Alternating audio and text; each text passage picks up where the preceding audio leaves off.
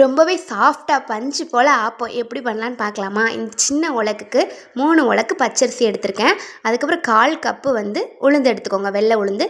கொஞ்சமாக வெந்தயம் நல்லா வாஷ் பண்ணி தண்ணி ஊற்றி நல்லா ஊற வச்சுருங்க. ஒரு 5 மணி நேரம் ஊற வச்சுட்டு மிக்ஸி ஜாருக்கு நம்ம மாற்றிக்கலாம். அதுக்கப்புறம் அரைக்கும் போது ஒரு அரை மூடி தேங்காய் உள்ள சேர்த்துக்கோங்க. அப்புறம் கஞ்சி ஒரு டம்ளர் போல் கஞ்சி நல்லா புளிஞ்சு சேர்த்துக்கோங்க. கசலி பழம் இல்லைனா கற்பூரவள்ளி பழம் இருந்துச்சுன்னா ஒன்று சேர்த்து அரைச்சிக்கோங்க. ரொம்ப டேஸ்ட்டாக இருக்கும். நான் என் பையனுக்கு கொடுக்கறதுனால புளிப்பு வேண்டாம் அப்படின்ட்டு நான் பழம் சேர்த்துக்கல.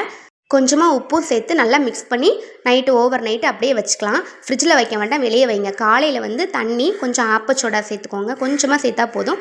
தண்ணி நம்ம நிறைய யூஸ் பண்ணிக்கலாம். தோசை மாவு மாதிரி கிடையாது, அதை விடையும் நல்லா ரொம்ப தண்ணியாக இருக்கணும் மாவு. அந்த மாதிரி தண்ணி மிக்ஸ் பண்ணிக்கோங்க. அவ்வளவுதான், நம்மளுக்கு பஞ்சு போல் ஆப்பம் செய்கிறதுக்கு மாவு தயாராக நம்ம ரெடி பண்ணி வச்சாச்சு. அடுத்தன்னா ஆப்பம் சுட வேண்டியதான். காலையில் வரைக்கும் ஆப்பக்கல் இருந்துச்சு. என் பையன் எந்திரிச்சு இந்த நேரம் தான் கிராஸ் ஆகி போனால் ஆப்பக்கல்லை காணும், எங்கே வச்சானே தெரில. தோசைக்கல்லில் சுட ஆரம்பிச்சாச்சு. ஆப்பத்துக்கு தேங்காய் பால் இல்லாமையா, தேங்காய் பால் ஊற்றி நல்லா குளுன்னு சாப்பிட்டு பாருங்கள், ரொம்ப டேஸ்ட்டாக இருக்கும்.